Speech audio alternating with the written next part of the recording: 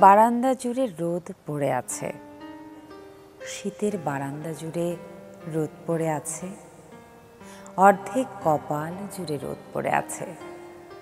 শুধু ঝড় থমকে আছে গাছের মাথায় আকাশমণির। ঝড় মানে ঝোড়ো হাওয়া, বাদলা হাওয়া নয়। ক্রন্দন রঙের মতো নয় ফুলগুলি চন্দ্রমল্লিকার। জয়দেবের মেলা থেকে গান ভেসে আসে, সঙ্গে উড়ে ধুলোবালি, পায়ের নুপুর। সুখের চটকা ভাঙে গৈরিক আবাসে, দিন যায় রে বিষাদে স্বাদে, মিছে দিন যায়। কবিতার শিরোনামও দিন যায়। ভীষণ প্রিয় কবি শক্তি চট্টোপাধ্যায়ের লেখা কবিতা দিন যায় পড়ছিলাম। শুভ সকাল সবাইকে, আমন্ত্রণ জানাই সকাল 24-এ। আজ রবিবার 7 বৈশাখ 1432 বঙ্গাব্দ, 20 এপ্রিল 2025 খ্রিস্টাব্দ। অনুষ্ঠান সঞ্চালনা করছি তাসনোভা মোহনা। আজ সকাল 24-এর শুরুতেই আপনাদেরকে নদী ভাঙনের খবরাখবর জানাবো। গ্রীষ্মের এই শুরুতে পানি বাড়তে শুরু করেছে যমুনায়, সেই সাথে শুরু হয়েছে ভাঙন। এতে আতঙ্কিত নদী পাড়ের মানুষ। যমুনা পাড়ের খোঁজ নিয়ে আসি চলুন। সিরাজগঞ্জ থেকে যুক্ত করছি সহকর্মী হিরোকনকে। হিরোক, আপনাকে শুভ সকাল জানাই বরাবরের মতো, কিন্তু খবরটা আসলে মোটেই শুভ নয়। কারণ এটা নদী ভাঙনের সময় নয়, পানি বাড়ার সময় নয়। এই গ্রীষ্মে হঠাৎ করেই আচমকা এই পানি বাড়ছে যমুনা নদীতে, যার ফলে নদীর ভাঙন বাড়ছে। একই সঙ্গে ক্ষতিগ্রস্ত হচ্ছে সিরাজগঞ্জের নদী পাড়ের মানুষরা। কখন থেকে এই ঘটনা ক্রমাগত ঘটে যাচ্ছে এবং তার ফলে এখন নদী পাড়ের অবস্থা কি, সর্বশেষ তথ্য জানাবেন। শুভ সকাল আপনাকেও। আসলে আপনি যেমনটি বলছিলেন যে এখন কিন্তু আসলে শুষ্ক মৌসুম। ঠিক আমরা আজকে রয়েছি যমুনা নদীর পাড়ে। ঠিক এই বৈশাখ মাসেই কিন্তু একটু একটু করে যমুনা নদীর পানি বাড়ছে। ঠিক যমুনা নদীর কিন্তু দুইটি রূপ আমরা দেখতে পাই। ঠিক শুষ্ক মৌসুমে যমুনা নদীতে কিন্তু জেগে ওঠে অসংখ্য চর, যেটি কিন্তু এবছরও পুরো যমুনা নদীতে শুষ্ক মৌসুমে কিন্তু চর জেগে উঠেছিল। ঠিক আবারও যেহেতু বর্ষা মৌসুম আসছে, ঠিক ধীরে ধীরে কিন্তু যমুনা নদীতে আবারও পানি বাড়তে শুরু করেছে। যদি আপনাদের একটু দেখায় দেখতে পারবেন যে কিছুদিন আগেও শুষ্ক মৌসুমে এই স্থানটিতে কিন্তু চর জেগে উঠেছিল। ঠিক হঠাৎ করে এই শুষ্ক মৌসুমে ঠিক বৈশাখ মাসে কিন্তু একটু একটু করে যমুনা নদীতে আবারও পানি বাড়ছে। ঠিক এই পানি বাড়ার সাথে সাথে যেটি দেখেছি যে এই সদর উপজেলার যে ভাটপিয়ারি গ্রাম, সেই গ্রামে কিন্তু আবার আকস্মিকভাবে নদী ভাঙনও দেখা দিয়েছে। প্রায় 2 সপ্তাহ ধরে আমরা যেটি দেখেছি যে ভাটপিয়ারি গ্রামের ঠিক সামনে পূর্ব দিকে একটি চর জেগে ওঠায় এই একটি ক্যানেল সৃষ্টি হওয়ার কারণে নদীর যেটি পানি বাড়ার সাথে সাথে সেটি পশ্চিম দিকে কিন্তু পশ্চিম পাড়ে সেটি ভাঙন সৃষ্টি হয়েছে। বেশ ঠিক 2 সপ্তাহ ধরে এই ভাঙন কিন্তু রয়েছে। সেখানে আমরা দেখেছি যে পানি উন্নয়ন বোর্ডের পক্ষ থেকে তারা জরুরি ভিত্তিতে কিন্তু কাজ শুরু করেছে। ঠিক যমুনা নদী যদি আপনি একটু পূর্ব দিকে দেখায়, এখনও দেখতে পারবেন যে ঠিক এখনও কিন্তু চর জেগে উঠেছে যে শুষ্ক মৌসুমে। সেই চরগুলো কিন্তু ধীরে ধীরে যেহেতু যমুনা নদীর পানি বাড়ছে, তবে এবছর পানি উন্নয়ন বোর্ডের তথ্য মতে কিন্তু যমুনা নদীতে ঠিক বৈশাখ মাসে কিন্তু আসলে পানি বাড়ার কথা না। তারপরেও কিন্তু একটু একটু করে গত 1 সপ্তাহ ধরে কিন্তু আবারও পানি বাড়তে শুরু করেছে, যে কারণে বর্ষা মৌসুমে যে যমুনা নদীতে থই থই করে পানি, সেই রূপ কিন্তু আস্তে আস্তে কিন্তু যাচ্ছে। তবে পানি উন্নয়ন বোর্ডের পক্ষ থেকে যেটি বলা হয়েছে যে যমুনা নদীর যে ডান তীরগুলো রয়েছে, সেই নদী ভাঙ্গন রক্ষায় কিন্তু তারা এই বর্ষা মৌসুমের আগেই কিন্তু ডান তীর রক্ষা বাঁধের কাজ তারা শুরু করেছে, এবং তারা যেটি বলছে যে বর্ষা মৌসুমের আগেই কিন্তু এই ডান তীর রক্ষা বাঁধের কাজ কিন্তু তারা শেষ করবে। তাসনুবা। হিরোক, আপনাকে অসংখ্য ধন্যবাদ। সকাল সকাল আমাদের সঙ্গে যুক্ত হয়েছেন আপনি। সেই সঙ্গে যমুনা পাড়ের মানুষের জন্য রইল সমবেদনা, সহমর্মিতা এবং কর্তৃপক্ষের দৃষ্টি আকর্ষণ করছে নদী ভাঙনের আশু সুরাহা হোক। চলুন আপনাদেরকে এবারে পরবর্তী আয়োজনে ফিরে নিয়ে যাই। পত্রিকার সংবাদ শিরোনাম পড়ছে, প্রথমেই পড়ছি সমকাল। আনুপাতিক উচ্চকক্ষ, এনসিসি গণভোটে রাজি নয় বিএনপি। আলোচিত ৩ বিষয় ভোটের অনুপাতে সংসদের উচ্চকক্ষ গঠন, সংবিধান সংশোধনে সংসদের উভয় কক্ষের 2/3 সমর্থন ও গণভোট এবং জাতীয় সাংবিধানিক কাউন্সিল গঠন। এদিকে চট্টগ্রামে 14 ঘন্টা পর দুর্ঘটনাস্থলের প্রায় 5 কিলোমিটার দূরে নিজ বাসার পাশে খাল থেকে উদ্ধার হয়েছে শিশু সেরিজের মরদেহ। আদরের ধনে নিশ্চল দেহ নিয়ে কান্নায় ভেঙে পড়েন স্বজনরা। ইনসার্টের ছবি দেখতে পাচ্ছি, যেটি শনিবার দুপুরে তোলা হয়েছে। সংস্কারের স্বার্থে সংবিধানের মূলনীতি বাদ দেওয়ার চিন্তা, ঐক্যমত্য কমিশনের বৈঠকে এনসিপি। খালপাড়ে বেষ্টনী দিতে হবে, ফাঁকে ফাঁকে গুল্ম গাছ।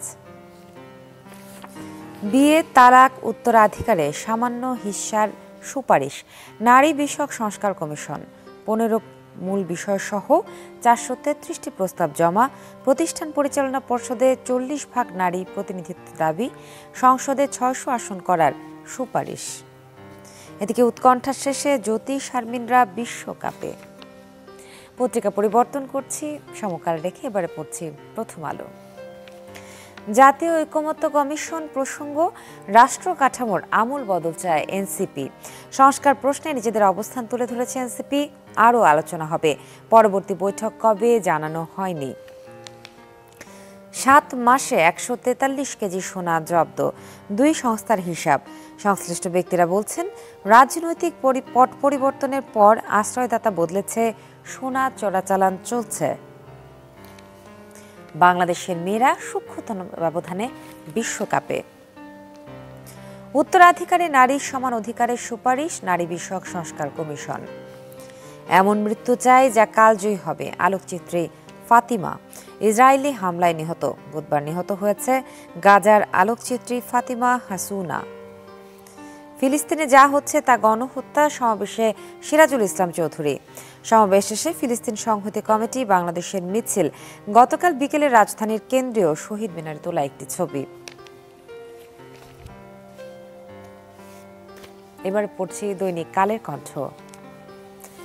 8 মাসে 22 দলের জন্ম, নতুন দলের আত্মপ্রকাশ। গত বছরের শেষ 4 মাসে 11টি দল, এ বছরের প্রথম 4 মাসে আরও 11টি দল। প্রধান উপদেষ্টা, ইতিহাসে সেরা নির্বাচন আয়োজন করবে সরকার, নারী বিষয়ক সংস্কার কমিশনের সুপারিশ বাস্তবায়নের তাগিদ। বিশ্বব্যাপী প্রফেসর ইউনুসের সুপার ডিপ্লোম্যাসি। এদিকে উৎসব বহির্ভূত সম্পদ হাতছাড়া, সাবেক 34 এমপি মন্ত্রীর। হাসিনা পরিবারের 170 ব্যাগ হিসাব অবরুদ্ধ। নির্বাচনের আগে বিচার ও সংস্কার সম্পন্ন করুন বললেন জামায়াতের আমির। জাতীয় ঐকমত্য কমিশনের সঙ্গে বৈঠক, ক্ষমতার ভারসাম্য ও সংবিধানের মৌলিক সংস্কার চায় এনসিপি। এদিকে মির্জা ফখরুল বলছেন, ট্রাম্প, শি, মোদি এসে কিছুই করবেন না, আমাদেরই করতে হবে। পড়ছি যুগান্তর, সত্যের সন্ধানে নির্ভীক। আওয়ামী লীগের চেতনার দোকানে লুটপাট, বুদ্ধিজীবীদের এ কেমন কাণ্ড। তদন্ত প্রতিবেদনে যা আছে, বঙ্গবন্ধুর আদর্শ ও মুক্তিযুদ্ধের চেতনা বাস্তবায়ন প্রকল্পের বেশিরভাগ তথ্যই কপি পেস্ট। বাংলাদেশের স্বাধীনতা যুদ্ধ কেন হয়েছিল সে বিষয়ে কোনো গবেষণা নেই। প্রকল্প বাতিল সহ জড়িতদের বিরুদ্ধে ব্যবস্থা নিতে মন্ত্রণালয়ের বৈঠক আজ। জাতীয় ঐকমত্য কমিশনে নাহিদ ইসলাম, স্বৈরতন্ত্র ফেরার রাস্তা বন্ধ করতে হবে। সবশেষে পড়ছি দৈনিক ইত্তেফাক। আওয়ামী লীগের ঝটিকা মিছিল, বাড়ছে গ্রেফতারও। আগামী নির্বাচন হবে গণতান্ত্রিক অভিযাত্রার মাইল ফলক বললেন প্রধান উপদেষ্টা ডক্টর মোহাম্মদ ইউনূস। সংস্কার ও খুনিদের বিচার ছাড়া নির্বাচন নয় বললেন জামায়াতে আমির। বাংলাদেশ ভালো না থাকলে ভারত ভালো থাকবে কিনা তা তাদের ভাবতে হবে। দেশটা আমাদের, এর ভবিষ্যৎ আমাদেরই নির্মাণ করতে হবে বললেন মির্জা ফখরুল। এই ছিল আজকের সংবাদ শিরোনাম। সকালের বাজারের খবরাখবর জানাই আমরা প্রায় সকাল 24-এ। আজও জানাচ্ছি, কুষ্টিয়া থেকে যোগ করছি সহকর্মী শরীফ বিশ্বাসকে। শরীফ, শুভ সকাল আপনাকে। সকালবেলা কুষ্টিয়ার কাঁচা বাজারে কি পরিস্থিতি চলছে, এবং আমরা সবাই জানি যে হঠাৎ করে পেঁয়াজের দাম বেড়ে গিয়েছিল কিছুদিন আগে। এখন কুষ্টিয়ার বাজারের পরিস্থিতি কি, চাষিরা কি বলছেন, ক্রেতা বিক্রেতাদের মধ্যে দর কষাকষি যে সম্পর্ক, সেটাতে ভারসাম্য এসেছে কিনা?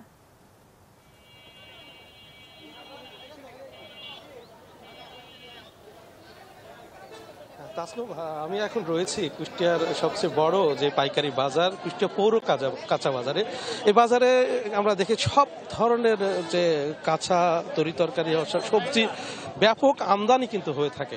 আমি দুটি পণ্যের কথা আমি বিশেষ করে পেঁয়াজ এবং আলুর কথা বলতে চাই। প্রথমেই পেঁয়াজের কথা বলতে চাই। গত 2 সপ্তাহ ধরেই আমরা দেখেছি দেশের বাজারে পেঁয়াজের দাম কিন্তু অস্থির, পেঁয়াজের বাজারে অস্থির ছিল। আমি বিশেষ করে কুষ্টিয়ার বাজার দরের কথা বলি। গত 2 সপ্তাহ আগে যেখানে প্রতি কেজি পেঁয়াজ, পাইকারি কথা বলছি তাসনুভা, প্রতি কেজি পেঁয়াজ যেখানে বিক্রি হয়েছিল 48 টাকা কেজি দরে, সেটি কিন্তু আজ আজ সেটা নেমে এসেছে 42 টাকা দরে, অর্থাৎ 6 টাকা কিন্তু কেজি প্রতি কমেছে।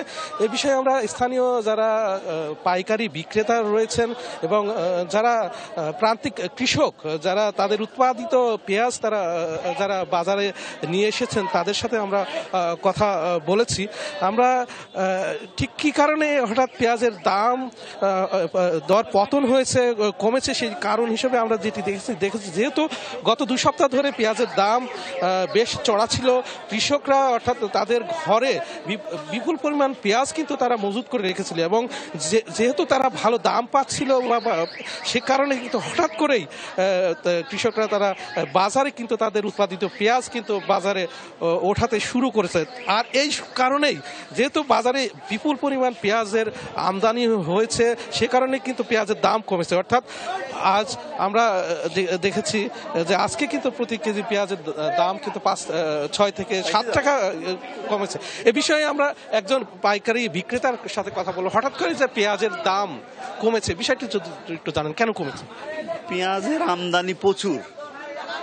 যেখানে আমদানি হতো ধরেন 50 মণ, সেখানে 100 মণ আমদানি, কিন্তু ক্রেতার সংখ্যাটা কমে গেছে। ক্রেতার কমার কারণ হচ্ছে যারা বাধাই করতো আর কি, যারা মজুত করতো, সেই মজুতদারে আপাতত কেনাটা বন্ধ করছে। আর যারা খুচরা বিক্রেতা তারাও কেনাটা প্রচুর ক্রয় করেছিল, এখন আপাতত তারা ক্রয় করছে না। এই ক্ষেত্রে আমদানিটা বেশি গেছে, কাজের দামটা কমে গেছে।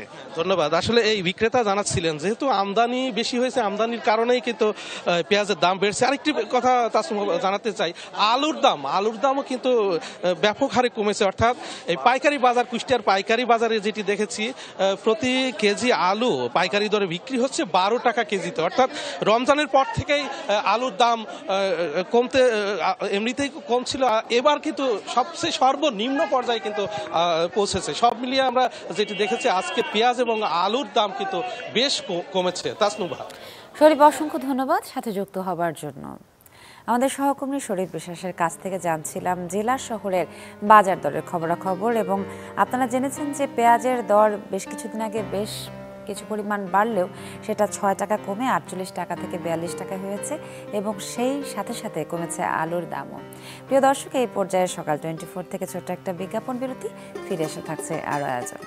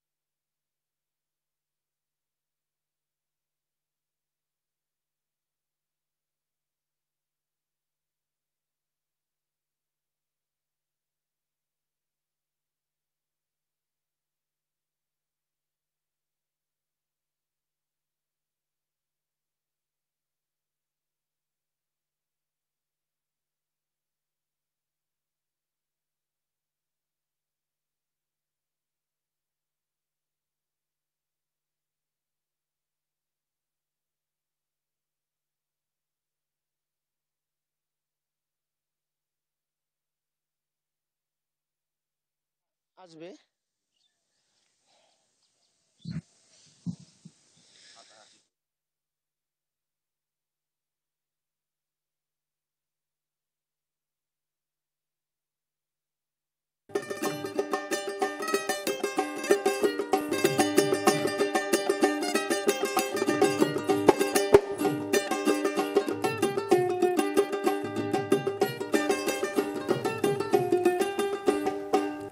সকাল 24-এ স্বাগত আরও একবার।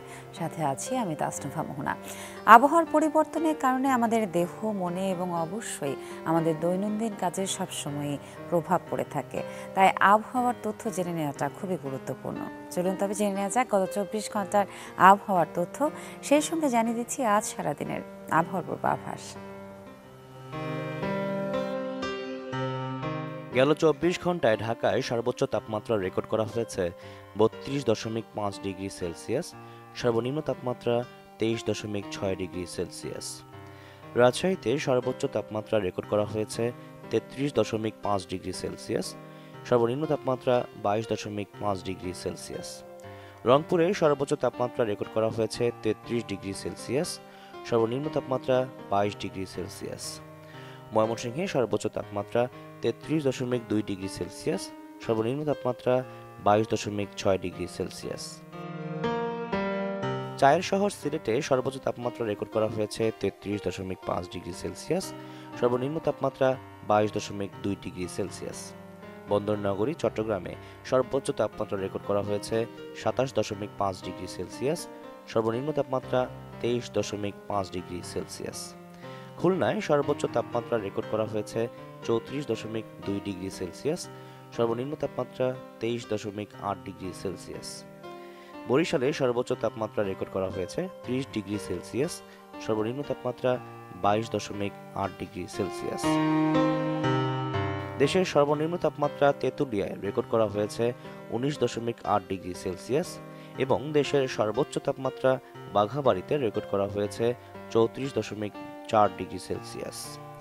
আজ ঢাকা, চট্টগ্রাম ও সিলেট বিভাগের কিছু কিছু জায়গায় এবং রংপুর, রাজশাহী, ময়মনসিংহ, খুলনা ও বরিশাল বিভাগের দু এক জায়গায় অস্থায়ীভাবে দমকা হাওয়া সহ বিদ্যুৎ চমকানো ও বৃষ্টি অথবা বজ্রসহ বৃষ্টি হতে পারে। সারা দেশে দিন ও রাতের তাপমাত্রা সামান্য বৃদ্ধি পেতে পারে। এই জানিয়ে দিলাম আজকের আবহাওয়ার তথ্য।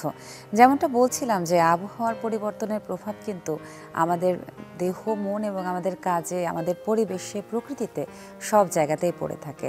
প্রিয় দর্শক, এখনও আসেনি মধু মাস। এই গ্রীষ্মে বাজারে পাওয়া যাচ্ছে কাঁচা আম। তাই ফলন কেমন হলো সেটা জানাটা খুব জরুরি। চাঁপাইনবাবগঞ্জে আমের ফলন ভালো হলেও রাজশাহীতে আমের ফলন কেমন হয়েছে সেটা এবারে জানাবো আপনাদেরকে।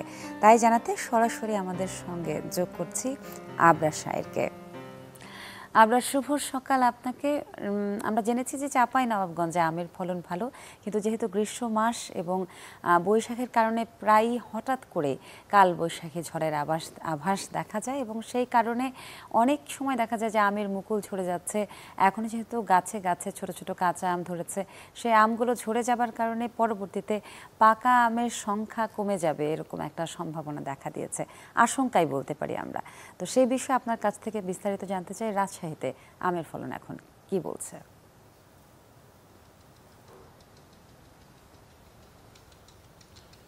রাজশাহী জেলায় এবছর আমের ফলন হবার কথা অন্তত 20,000 হেক্টর জমিতে।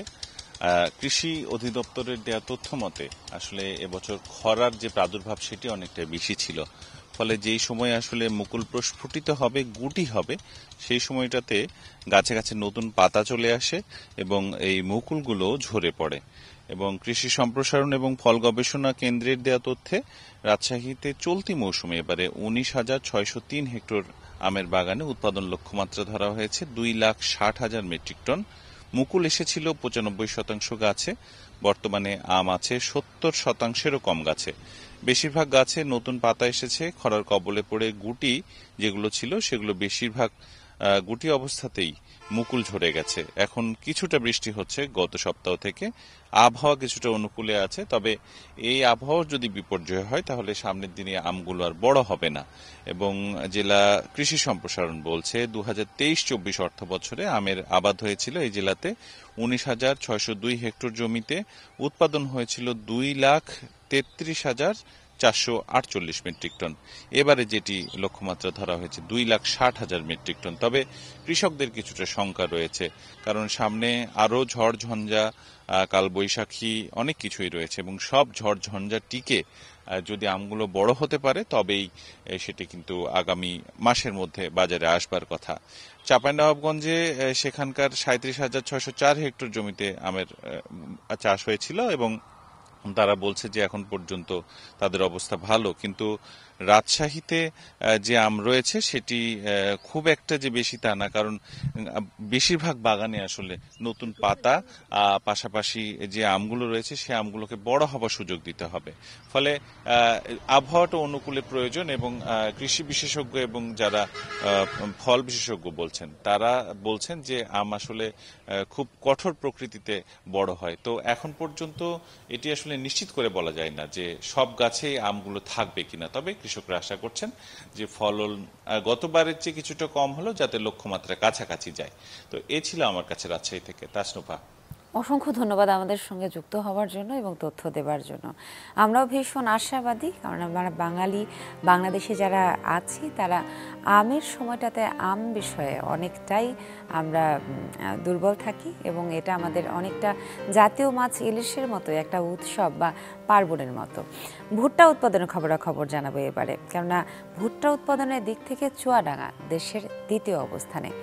সেরা মানের ভুট্টা এই জেলাতেই হয়ে থাকে। এবার উৎপাদন বেশ ভালো হয়েছে, তাই খুশি কৃষকরা। ভুট্টার ফলন নিয়ে আরও জানাবো, চুয়াডাঙ্গা থেকে যুক্ত করছি সহকর্মী রেজাউল করিম লিটনকে।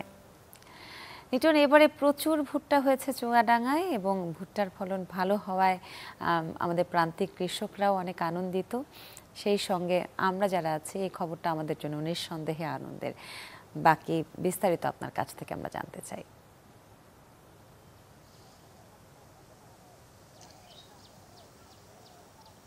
তাসনুভা, আপনি যেমনটি বলছিলেন যে দেশের মধ্যে দ্বিতীয় বৃহত্তম জেলা ভুট্টা উৎপাদনে এই দেশের দক্ষিণ পশ্চিমের এই সীমান্তবর্তী জেলা চুয়াডাঙ্গা এবং গুণগত মানের দিক থেকে অর্থাৎ কোয়ালিটির দিক থেকে প্রথম সবচেয়ে সেরা ভুট্টা উৎপাদন হয় চুয়াডাঙ্গাতে। তো এই ভুট্টা মৌসুম প্রায় শেষের পথে। ভুট্টা কৃষকরা হারভেস্ট করেছেন, অর্থাৎ তারা কেটে মাড়াই করে এখন বিক্রি করছেন। তো আমি একটি মাঠের মধ্যে আছি। তো এইবার ভুট্টার বাম্পার ফলন হয়েছে। এবার আবহাওয়া এই জেলার এই অঞ্চলের ভুট্টার উপযোগী ছিল। তো কৃষকরা খুশি, এই জেলার সাধারণ মানুষও খুশি, কারণ আপনি জানেন যে এই চুয়াডাঙ্গার যে ভুট্টা, এই অঞ্চলের ভুট্টা হলো প্রধান অর্থকরী ফসল এই জেলার। তো এই জেলার অর্থনীতি আবর্তিত হয় এই ভুট্টাকে কেন্দ্র করে। এখানে প্রচুর ভুট্টা উৎপাদন হয়। বাংলাদেশের দ্বিতীয় বৃহত্তম ভুট্টা উৎপাদনের জেলা চুয়াডাঙ্গা। তো এই মৌসুমে যে পরিমাণ ভুট্টা উৎপাদন হয়েছে তাতে করে এখানে কৃষকরা এবার বাম্পার ফলন পেয়েছেন এবং এই সময় কিন্তু কৃষকদের ব্যস্ততা বেড়ে যায়। আপনি দেখছেন একেবারে এই সূর্য ওঠার পর থেকে সকালে এই ভুট্টার মাঠে কৃষকদের কাজ, তারা ভুট্টা গাছ ক্ষেত থেকে গুছাচ্ছেন, তারপরে তারা ভুট্টা আপনি দেখছেন যে তারা এখানে ভুট্টার যে মোচ যেগুলো আপনার সেগুলো তারা হারভেস্টের জন্য তৈরি করছেন, প্রস্তুত করছেন। আবার যদি গ্রামে মহল্লায় যান দেখবেন যে প্রতি বাড়িতেই প্রায় ভুট্টা এই মোচ থেকে ছুড়ানো হচ্ছে, রোদে শুকানো হচ্ছে। তো সব মিলিয়ে বলা যায় যে ভুট্টার একটি উৎসব চলছে এই সময় চুয়াডাঙ্গাতে। তো এবছর কৃষি সম্প্রসারণ অধিদপ্তর যে তথ্য আমাকে দিয়েছেন যে এবছর চুয়াডাঙ্গাতে ভুট্টার উৎপাদন হয়েছে, আপনাকে যদি একটু জানাই, আপনার মাধ্যমে দর্শকদেরকে একটু জানাই যে এবছর 3,57,412 বিঘা জমিতে ভুট্টা উৎপাদন হয়েছে এবং এর থেকে চুয়াডাঙ্গায় চলতি বছর 5,24,205 মেট্রিক টন ভুট্টা উৎপাদন হবে। অসংখ্য ধন্যবাদ লিটন আমাদের সঙ্গে যুক্ত হবার জন্য। এই ছিল আজকের সকাল 24। নদী ভাঙন থেকে শুরু করে ভুট্টা উৎপাদন এবং রাজশাহী চাঁপাইনবাবগঞ্জের রাম, এই সব কিছু মিলিয়ে দেশীয় খবরের পর্ষা সাজিয়ে বসেছিল সকাল 24। আগামী পর্ব দেখার আমন্ত্রণ। শুভ সকাল আরও একবার।